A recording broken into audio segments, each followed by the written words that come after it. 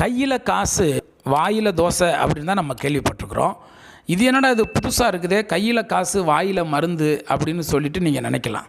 இந்த first century library அப்படிங்கிற இந்த யூடியூப் சேனலில் ஆரோக்கியம் சம்மந்தமான பல பதிவுகள் பதிவு செய்யப்பட்டிருக்கிறது. பழைய வீடியோக்கெல்லாம் கண்டிப்பாக பாருங்கள், சப்ஸ்கிரைப் பண்ணுங்கள், மற்றவங்களுக்கு ஷேர் பண்ணுங்கள், கமெண்ட்ஸ் பாக்ஸில் உங்களுடைய கருத்துக்கள் கேள்விகளை பதிவிடுங்கள், லைக் பட்டன் பெல் பட்டனையும் ப்ரெஸ் பண்ணிடுங்க. பழைய வீடியோக்களில் ஹோமியோபதி பற்றினதான பல மருந்துகள் அறிமுகப்படுத்தப்பட்டிருக்கிறது. பல மருந்துகளை பற்றின விரிவான விளக்கங்கள் இருக்கிறது. அதே போல் நம்ம அன்றாட வாழ்க்கையில் உபயோகப்படுத்துகிற பல கொட்டைகள், பழங்கள், அடுத்தது வீட்டில் உபயோகிக்கப்படுகிற உணவுப் பொருட்கள், இவைகளை பற்றினதான பல பதிவுகள் இருக்கிறது. கண்டிப்பாக பழைய வீடியோக்களெல்லாம் பாருங்கள், விழிப்புணர்வு பதிவுகளும் இருக்கிறது.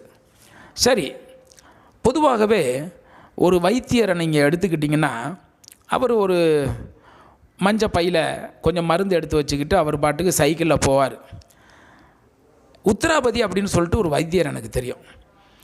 கொஞ்சம் வாட்ட சாட்டமாக இருப்பார். அந்த காலத்து மனிதர், அவர் இறந்து விட்டார். அவரை பார்த்திங்கன்னா இப்படி தான் மருந்து பையில் இருக்கும். சொன்னோம்னா எடுத்துகிட்டு வருவார். அல்லது அவர் ஒரு சில குறிப்பிட்ட மருந்துகளை சைக்கிளில் வச்சுக்கிட்டே ரவுண்ட்ஸ் அடிப்பார். சில மருந்துகளெல்லாம் அவர் வீட்டிலே செஞ்சு அவர் வீட்டில் கொடுப்பார். அவருடைய வீட்டில் செஞ்சு நம்ம வீட்டில் கொடுப்பார். அவர் இறந்து போயிட்டார். பல வைத்தியர்களை நான் சந்திச்சிருக்கிறேன். இப்போ விஷயம் என்னென்னு கேட்டிங்கன்னா, இந்த வைத்தியர்கள் அப்படின்னு சொன்ன உடனேயே நிறைய பேர் கொஞ்சம் டாக்டர்களை விட, மருத்துவர்களை விட கொஞ்சம் கீழே தான் நினைப்பாங்க. அவர் நம்ம பக்கத்து வீட்டுக்காரர் தானே, கூப்பிட்ட உடனே வந்துடுவார், அவர் ரவுண்ட்ஸில் தான் இருப்பார், அவருக்கு நம்ம காசு கொடுக்கணும்னு அவசியம் இல்லை, அவர் அட்ஜஸ்ட் பண்ணிக்குவார். இப்படியே தான் நிறைய சமயத்தில் நடந்துக்கிட்டு இருக்குது. பல வைத்தியர்கள் கராரை கேட்டு வாங்கிடுவாங்க, அல்லது ஆரம்பத்துலேயும் இவ்வளவு செலவாகுன்னு சொல்லிட்டு அவங்க காசை வாங்கிடுவாங்க. ஆனால் சில பேர் நமக்கு தெரிஞ்சவங்க தானே நிறைய கொடுப்பாங்க, அல்லது கண்டிப்பாக அந்த செலவை எடுத்துக்குவாங்க, ஏற்றுக்குவாங்க, செலவை கொடுப்பாங்கன்னு நினச்சிக்கிட்டு ஒரு குருட்டு நம்பிக்கையில் வைத்தியர் என்ன பண்ணுவார், செலவெல்லாம் பண்ணி மருந்தெல்லாம் ரெடி பண்ணிட்டு போவார். அங்கே இருக்கிறவங்க என்ன பண்ணுவாங்க, எதிர்த்த மாதிரி இருக்கிறவங்க சிம்பிளாக வாங்கிட்டு சரிங்க அப்புறம் பார்ப்போம் அப்படின்றாங்க, அல்லது சம்பளம் வரட்டும் அப்புறம் பார்ப்போம். இது மாதிரி நிறைய பேர் என்னை ஏமாற்றிருக்கிறாங்க, அல்லது இழுத்தடிச்சிருக்கிறாங்க. நிறைய சந்தர்ப்பங்கள் ரொம்ப வீட்டில் ரொம்ப மன வருத்தப்படும்படியான சூழ்நிலை இருக்கும் வீட்டில், பொருளாதாரம். அப்போ நாங்கள் ஒரு எதிர்பார்ப்போடு இருப்போம், இவர் கொடுப்பாரு, அதான் அவருக்கு நல்லதாயிருச்சே, அவருக்கு நம்ம மருந்து கொடுத்துட்டோமே, அப்போ ஆலோசனைகள்லாம் கொடுத்துருக்குறோமே, அவங்க கொடுப்பாங்கன்ட்டு. ஆனால் கடைசியில் கையை கழுவி விட்டுருவாங்க. சொல்லுவாங்க, நான் அந்த டாக்டர்கிட்ட போய் பார்த்தேன், இந்த டாக்டர்கிட்ட போய் பார்த்தேன் அப்படிம்பாங்க. அதாவது 5 வருஷமாக பல டாக்டர்கிட்ட பார்த்துருப்பாங்க, ஒரு ரிசல்ட் இல்லை. கடைசியில் நம்ம கை வச்சு ஒரு சில சின்ன மருந்துகளை கொடுத்துருப்போம், அதுக்கப்புறம் இவங்க போய் டாக்டரை பார்த்துருப்பாங்க, சரியாயிரும். ஆனால் அவங்களுக்கு இந்த நன்றி இருக்காது. 5 வருஷமாக நம்ம பார்த்தோம், அந்த டாக்டர்களால் எந்த விதமான ஒரு பயனும் இல்லை. இவர் தானே நாடி பார்த்தாரு, கை பிடிச்சி பார்த்து சில விஷயங்கள்லாம் சொன்னார், சில மருந்துகள்லாம் அரைச்சி கொடுத்தாரு. அப்போ இவருக்கு நம்ம கண்டிப்பாக ஏதாவது செய்வோம். பணம் லட்சக்கணக்கில் இருக்கும், கொடுக்க மாட்டாங்க. இப்படி பல சந்தர்ப்பங்களில் பல மனம் வருத்தப்படும்படியான காரியங்கள் நடந்திருக்குது. தயவு செய்து ஒரு விஷயத்தை நல்லா தெரிஞ்சுக்கிடுங்க. ஒவ்வொருத்தங்களுக்கும் பொருளாதாரம்னு தேவைப்படுது, ஒவ்வொருத்தங்களுக்கும் குடும்பம் இருக்கிறது அல்லவா. ஏதோ ஒரு வேகத்தில், ஒரு ஆர்வத்தில், அல்லது ஒரு லட்சியத்தோடு தான் ஒவ்வொரு வைத்தியர்களும் தனக்கு தெரிந்ததான அறிவை மற்றவர்களுக்கு சொல்லிக் கொடுக்கணும், அல்லது மற்றவர்களுக்கு பயன்படணும் அப்படின்னு சொல்லிட்டு தான் ஒரு வைத்தியத்தை பார்க்குறாங்க. சரி, கொஞ்சம் மேலே வந்துட்டாச்சு அப்படின்னா ஹோமியோபதி, ஆயுர்வேதிக்கு, சித்தா டாக்டர்கள், இந்த வைத்தியர்களுங்கிற அந்த கேட்டகரியை விட்டுருங்களேன்.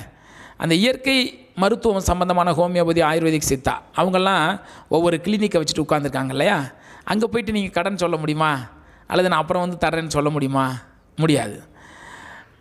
அதாவது எம்பிபிஎஸ் டாக்டர் உயர்வானவர்கள் அப்படின்னு சொல்லிட்டு நம்ம என்ன நினைக்கிறோம், எம்பிபிஎஸ் எம்டி படித்த டாக்டர், அலோபதி டாக்டர்களுக்கு அள்ளி கொடுப்போம். இந்த ஹோமியோபதி, சித்தா டாக்டர்லாம் போய் பார்க்குறதில்ல. அப்படியே பார்த்தாலும் ஃபீஸ் அவங்க கேட்குறத கொடுப்பான், அப்புறம் வெளியில் நம்ம ஒரு மாதிரி செயல்படும். என்ன இவர் இவ்வளோ ஃபீஸ் வாங்குறாரு, இத்தினோண்டு மருந்தை கொடுத்துட்டு அப்படின்னு அப்படியும் இருக்குது. அப்போ ஏதோ ஒரு விஷயத்தில் இந்த வைத்தியர்களுடைய நிலைமை கொஞ்சம் பொருளாதாரத்தில் குறைவாக தான் இருக்கும். நம்ம அள்ளி கொடுக்குறதில்ல, கேட்குறதையும் கொடுக்குறதில்ல. சில பேர் எதிர்பார்க்காத நேரத்தில் நிறைய கொடுக்குறவங்களும் இருக்கிறாங்க. நான் எல்லாரையும் தப்பு சொல்லலை. கையில் காசு, வாயில் மருந்து அப்படின்னா நல்லா தெரிஞ்சுக்கிடுங்க. நேற்றைய தினத்தில் எனக்கு ஒரு ஃபோன் வந்தது. மகாராஷ்டிரா மாநிலத்தை சேர்ந்த ஒரு குடும்பம், ரொம்ப அருமையான குடும்பத்தார். அவங்க வந்து மருந்து வாங்கினாங்க. அந்த மருந்து வந்து அது வந்து ஒரு இயற்கை மருந்து, இயற்கை மூலிகை சம்மந்தமான மருந்து. நிறைய பேருக்கு சக்ஸஸ் ஆகிருக்குது. நிறைய பேருக்கு 100க்கு 100னே வச்சுக்கலாமே, அப்படி சக்ஸஸ் ஆன ஒரு மருந்து. இவங்க சொல்கிறாங்க, என்னங்க நீங்கள் மருந்து கொடுத்தீங்க 3 நாள் ஆச்சு, கேட்கவே இல்லை அப்படின்ட்டு. எனக்கு ஷாக் ஆயிடுச்சு. அப்புறம் தான் யோசனை வருது, அவங்க எனக்கு ஃபீஸே கொடுக்கல. நான் அவங்க பேசின பேச்சை கூட நான் ரெக்கார்ட் பண்ணி வச்சுருக்கிறேன். ஹிந்தியில் பேசுனாங்க அவங்க. எப்படின்னு கேட்டிங்கன்னா, நான் அப்புறம் தான் யோசிக்கிறேன், ஏன் இது வேலை செய்யலை அப்படின்ட்டு. அதுக்கப்புறம் தான் என்னுடைய தாயார் எனக்கு சொல்லிக் கொடுக்கும் பொழுது, இந்த வைத்தியத்தை பற்றியெல்லாம் சொல்லிக் கொடுக்கும் பொழுது, இப்போ வந்து ஒரு கருவேப்பிலை பறிக்க போகிறோம் அல்லது ஒரு மூலிகை செடி பறிக்க போகிறோம். அது ஒரு சின்ன ஒரு மூலிகையாக இருக்கலாம், பெருசாக இருக்கலாம், எதுவாக இருந்தாலும் சரி, அந்த வீட்டுக்காரங்களுக்கு ஒரு 5 ரூபாவது கொடுத்துட்டு தான் நம்ம அந்த மூலிகையை பறிச்சுட்டு வரணும். சில நேரத்தில் காட்டில் மேட்டில் நாங்கள் பறிப்போம். பறிக்கும்போது கூட 1 ரூபா காசையோ 5 ரூபா காசையோ அந்த செடிக்கு கீழே போட்டுட்டு தான் அந்த மூலிகையை பறிச்சுட்டு வரணும் அப்படின்னு சொல்லுவாங்க. அதனுடைய அர்த்தம் என்னென்னா, அதாவது ஒரு ஒரு ஒரு ஒரு மூலிகையிலேருந்து நம்ம மருந்து தயாரிக்கிறோம். அந்த இலையிலையோ தண்டுலையோ அந்த மருத்துவ குணம் இருக்குது. அப்போ அதை பறித்து தான் நம்ம வந்து ஒரு மருந்தை தயாரித்து நம்ம கொடுக்குறோம். அப்போ நமக்கு ஒரு ஃபீஸ் நமக்கு கிடைக்குது, ஒரு சன்மானம் நமக்கு கிடைக்குது. அப்போ அது வந்து அந்த இடத்துல இருக்கிறாங்க இல்லையா, அந்த கருவேப்பிலை செடியவோ அல்லது துளசியோ அல்லது ஏதோ ஒரு மூலிகையோ அவங்க வீட்டில் யதார்த்தமாக வளர்ந்துருக்கு, அவங்களுக்கே தெரியாது. அப்போ அவங்கள்ட்ட நம்ம ஒரு 5 ரூபாய் காசை கொடுத்துட்டு வரும் பொழுது, அப்போ அவங்களுக்கு ஒரு விழிப்புணர்வு வரும். இது ஒரு மூலிகை பொருள் போல் இருக்குது, நமக்கு தெரியல, இதை காவந்து பண்ணணும், இது என்றைக்காவது ஒரு நாள் உபயோகமாகும், யாராவது வந்து கேட்பாங்க அப்படின்னு சொல்லிட்டு. சில பேர் என்ன பண்ணுவாங்கன்னா, வாங்கவே மாட்டோம்பாங்க. நாங்கள் சொல்லுவோம், யாராவது பிச்சைக்காரங்க வந்தால் கொடுத்துருங்க, நீங்கள் கையில் வச்சுருங்க அப்படின்னு சொல்லிட்டு. அவங்க வெளியிலே ஏதாவது ஜன்னல் பக்கம் வச்சுட்டு போயிடுவாங்க அந்த காசை. யாராவது வந்தால் கொடுப்பாங்க. அதோட என்ன எதுக்காக சொல்கிறேன்னா, ஒரு மருந்து அப்படின்னு சொல்லியாச்சுன்னா கண்டிப்பாக ஏதாவது ஒரு காசு கொடுத்து தான் வாங்கணும்.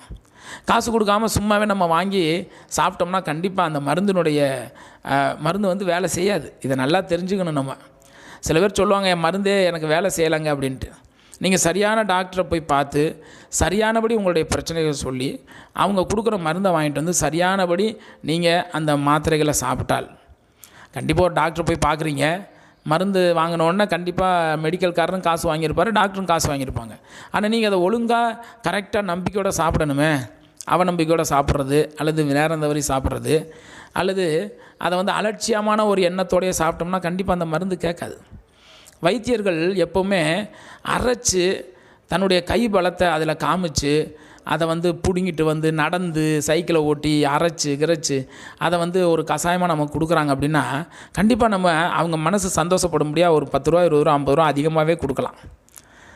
அப்படி கொடுக்காமல் நம்ம இது பண்ணும் பொழுது வைத்திய தர்மம்னு ஒன்று இருக்குது இல்லைங்களா, வைத்திய தொழிலில் ஒரு தர்மம்னு ஒன்று இருக்குது இல்லைங்களா, அது கண்டிப்பாக அந்த மருந்து வந்து வேலை செய்யாது. நேற்று இதை சொன்னோன்னே அவங்களே இதை நீங்கள் முதலே சொல்லியிருக்கலாமே அப்படின்னாங்க. ரொம்ப பழக்கமானவங்க.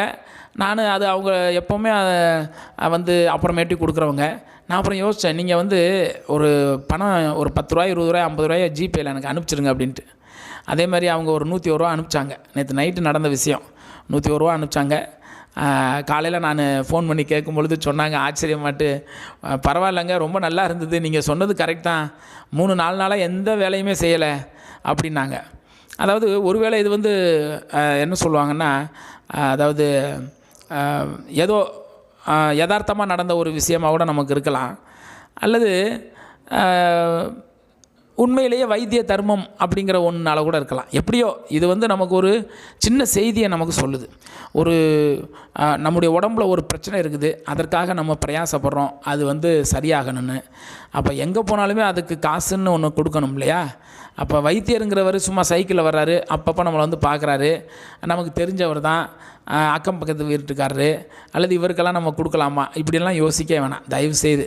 அவங்க வந்து நாடி பிடிச்சி பார்த்து கை பிடிச்சி பார்த்து பல விஷயங்களையும் கேட்டு அறிஞ்சு தான் அவங்க வந்து ஒவ்வொரு மருந்தையும் செய்கிறாங்க. நிறைய பேர் சொல்லுவாங்க, பழைய வைத்திய கலையெல்லாம் மறைஞ்சு போச்சுங்க, பல மருந்துகள் வந்து வெளியில் சொல்லாமையே அவங்களாம் இறந்து போயிட்டாங்க, பல மருத்துவ குறிப்புகள்லாம் அழிஞ்சு போச்சு அப்படின்னு. அதற்குண்டான என்ன காரணம்னா இதுதான், தேவையான பொருளாதாரத்தை கொடுக்குறதுக்கு யாருக்குமே மனசு வரல. ஏதோ நம்ம இங்கே தானே விளைஞ்சிக்கிட்டு இருக்குது, அவர் என்ன செடியையும் கொடியும் பறிச்சுட்டு வந்து அரைச்சி கொடுப்பாரு, இப்படி சீப்பாக நினைக்க ஆரம்பிச்சிருது. காலப்போக்கில் அது அப்படியே அவர்களுடைய அந்த ஒரு எண்ணத்தினாலேயே வைத்தியர்களும் வந்து அந்த சுணக்கம் அடைந்து அந்த காரியங்கள் எல்லாம் மறைஞ்சு போயிடுச்சு. இனி வர நாட்களில் பார்த்திங்கன்னா இப்போவுமே எங்கே பார்த்தாலும் கெமிக்கல் உலகமாக இருக்குது. இனி வர நாட்கள் எப்படி இருக்கும், பொல்யூஷன்லாம் எப்படி இருக்கும் தெரியாது. அதிகப்படியான சுவாச கோளாறுகள் வருவதற்கு வாய்ப்பு இருக்கிறது.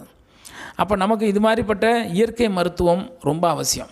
அது ஆயுர்வேதிக்காக இருக்கலாம், ஹோமியோபதியாக இருக்கலாம், நேச்சுரோபதியாக இருக்கலாம், சித்தாவாக இருக்கலாம், ஏதோ ஒரு இயற்கை சம்பந்தமான இயற்கை வைத்தியம் நமக்கு தேவைப்படுது.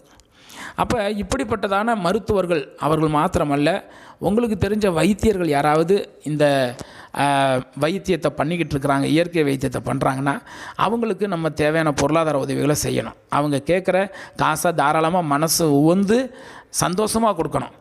கண்டிப்பாக ஒரு தொழிலை வந்து ரொம்ப நாளாக செஞ்சுக்கிட்டு இருக்காங்க நம்பிக்கையான நபர்கள் அப்படின்னா கண்டிப்பாக நம்ம கொடுக்கலாம். அதில் எந்த விதமான ஒரு வருத்தமுமே படக்கூடாது. கண்டிப்பாக அந்த மருந்து நல்லா வேலை செய்யும். அதே நேரத்தில் எந்த விதமான ஒரு டெக்னிக்கலான, அதாவது மருத்துவ குறிப்புகள் தெரியாமல், மருத்துவ அறிவு இல்லாமல், பக்க விளைவுகள் ஏற்பட்டால் என்ன பண்ணுறதுன்னு தெரியாமல் சும்மா நானும் வைத்தியம் தான் அப்படின்னு சொல்லிட்டு இருந்தாங்கன்னா நீங்கள் அதில் கொஞ்சம் உஷாராக இருந்துக்கிடுங்க. இப்போ தான் புதுசாக ஒருத்தர் வைத்தியம் பண்ணுறாரு, இல்லை எதாச்சியாக ஏதோ யூடியூப்பை பார்த்து அல்லது ஏதோ புத்தகத்தை படித்து கொடுக்குறாரு அப்படின்னா கண்டிப்பாக நம்ம உஷாராக இருந்துடணும்.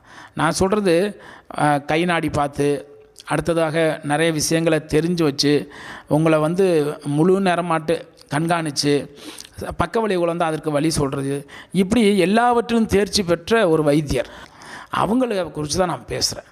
எனவே நீங்கள் இந்த விஷயத்தை மனசில் வச்சுக்கிடுங்க. இது ஒரு சின்ன பதிவு தான், ஆனால் அது ஒரு விழிப்புணர்வு பதிவு, உங்களுக்கு பிரயோஜனமாக இருக்கும் அப்படின்னு சொல்லிட்டு தான் நான் இந்த பதிவை பதிஞ்சிருக்கிறேன். கண்டிப்பாக இந்த ஃபஸ்ட்டு செஞ்சுரி லைப்ரரி இந்த யூடியூப் சேனலை கண்டிப்பாக சப்ஸ்கிரைப் பண்ணுங்கள், மற்றவங்களுக்கு ஷேர் பண்ணுங்கள். கமெண்ட்ஸ் பாக்ஸில் உங்களுடைய கருத்துக்கள், கேள்விகளை பதிவிடலாம். பல கேள்விகளுக்கு பொறுமையாக நாங்கள் பதில் சொல்லி கொண்டு வருகிறோம். அதனால் லேட் ஆகுதுன்னு நீங்கள் வந்து கவலைப்பட வேணாம். ரொம்ப அர்ஜென்ட்டுனா கண்டிப்பாக டிஸ்கிரிப்ஷன் பாக்ஸில் கொடுக்கப்பட்டிருக்கிற அந்த காரியங்களை பயன்படுத்தி, ஃபோன் நம்பரை பயன்படுத்தி எங்களை நீங்கள் தொடர்பு கொள்ளலாம். அதே போல் உங்களுடைய டயட்டு சார்ட்டு, நான் வந்து என்னென்ன சாப்பிட்றது, என்னுடைய உடல் குறைக்கணும் அல்லது உடலை ஏற்றணும் அல்லது பல நாள்பட்ட பிரச்சனை எனக்கு இருக்குது, எதுவாக இருந்தாலும் நீங்கள் எங்களை தொடர்பு கொள்ளலாம். அதே மாதிரி ஏதாவது ஒரு சின்ன பிஸ்னஸ் ஆரோக்கியம் சம்மந்தமாக நான் வீட்டில் இருந்தே செய்யலாம் அப்படின்னு நினைக்கிறீங்களா, கண்டிப்பாக எங்களை தொடர்பு கொள்ளுங்கள். அதற்குண்டான வழிமுறைகளை நாங்கள் உங்களுக்கு சொல்கிறோம். இன்னொரு சந்திப்பில் ஆரோக்கியம் சம்பந்தமான ஒரு பதிவோடு உங்களை நாங்கள் சந்திக்கிறோம். அது வரைக்கும் உங்களிடமிருந்து நன்றி கூறி விடைபெறுகிறோம். நன்றி, வணக்கம்.